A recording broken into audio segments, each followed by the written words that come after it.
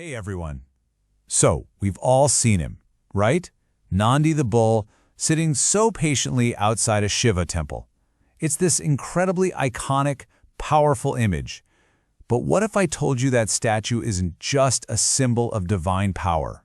What if it actually represents a huge choice? A choice that's being made right now, out in our farm fields. Yeah, what if the real key to understanding Nandi isn't buried in mythology, but is actually right there in the soil, in agriculture? There's this really fascinating argument out there that this bull represents a massive choice, a real fork in the road for how we think about farming, about our culture, and get this, even about the very survival of our native cattle. Okay, so let's unpack this. It all boils down to two completely different philosophies of farming. The whole debate is framed as a choice. Do we build our agriculture around the power of the bull, or do we build it around the production of the cow? And believe me, this isn't just some technical farming decision. The source argues it's a choice that ends up shaping an entire worldview. So, the source gives them names.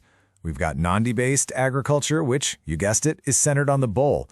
And then there's Go-based agriculture, which is all about the cow. And here's the core claim, the really big idea. Basically everything from the health of the soil in the field to the very future of the entire breed, it all hinges on which one of these paths we decide to walk down.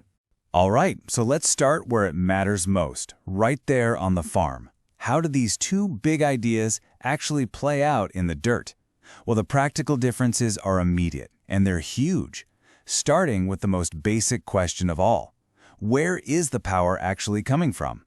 Okay, so here it is. The first fundamental split. In the Nandi-based system, the bull is the engine. It's the tractor. Its raw physical strength is the #1 asset for the farm. But in the cow-based system, the focus completely shifts.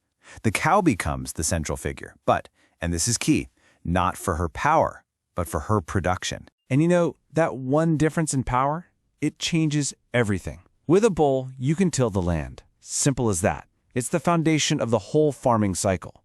But you're not going to use a cow for that kind of back-breaking labor, right? So, in a cow-centric system, her role gets totally redefined. It's no longer about the work she can do, it's all about the things she can produce. Milk and calves. And the impact goes literally right down into the soil. Think about it. A big, strong, working bull is naturally going to produce a lot of manure. And that manure is the cornerstone of traditional organic fertilization. It's gold for the soil. So if you shift the focus away from that bull, you just get less of it. And that directly messes with the cycle of soil fertility, creating this gap that, well, you have to fill with something else. Okay, so those are some really practical, on-the-ground differences. But the source argues this goes so much deeper. This isn't just about different farming methods. The claim is that this choice we're talking about, it's actually about survival. It directly affects the long-term future of the herd itself. And this is where things get really critical.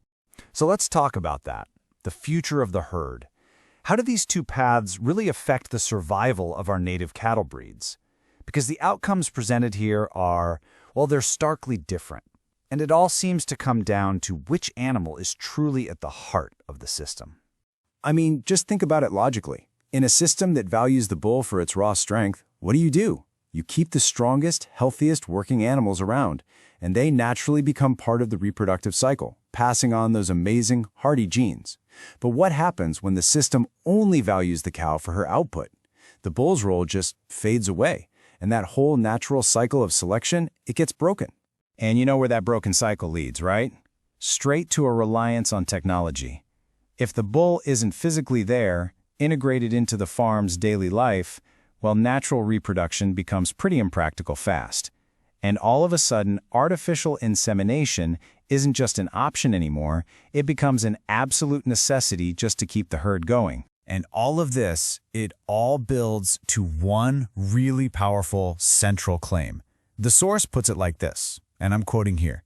Only if the Nandi survives can the native cow breeds of that region survive. Wow. I mean, that is a stark warning. The idea is that without the bull's central functional role, the entire genetic line is put at risk. Okay, so now the argument zooms out. We're moving beyond the farm, beyond genetics, and we're looking at the bigger picture. because this connects these two agricultural paths directly to the cultural and even the religious life of the whole community.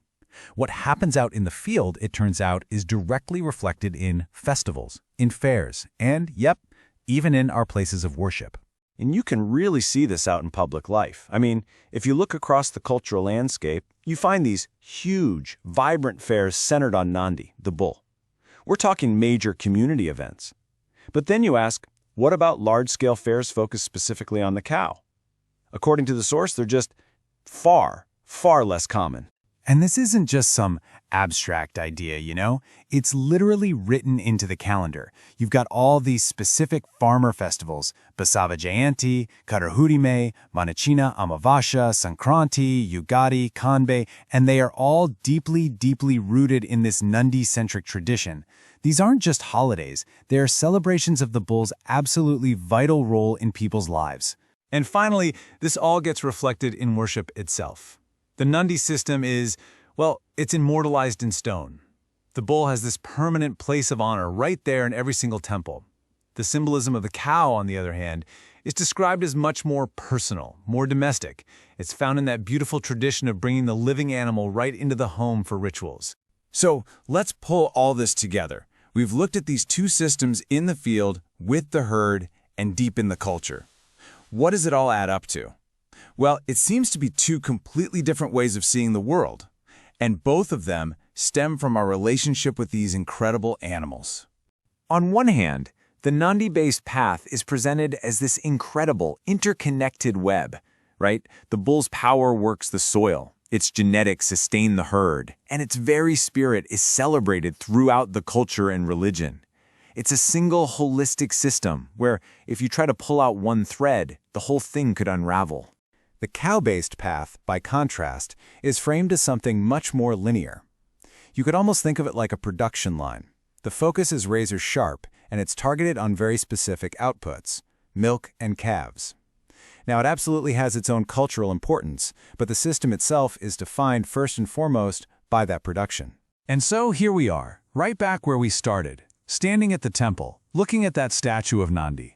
The challenge this source leaves us with is to see it differently now. So the next time you see him, ask yourself this: are you looking at just a symbol of power, or are you looking at the very anchor of an entire ecological, cultural, and spiritual world?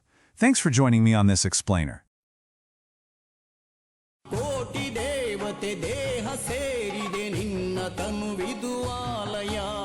Nandi ಎನ್ನುವ ಪೂಜ್ಯ ದೇವತೆ ನಿನ್ನ ನೆಲೆ ಶಿವಾಲಯ.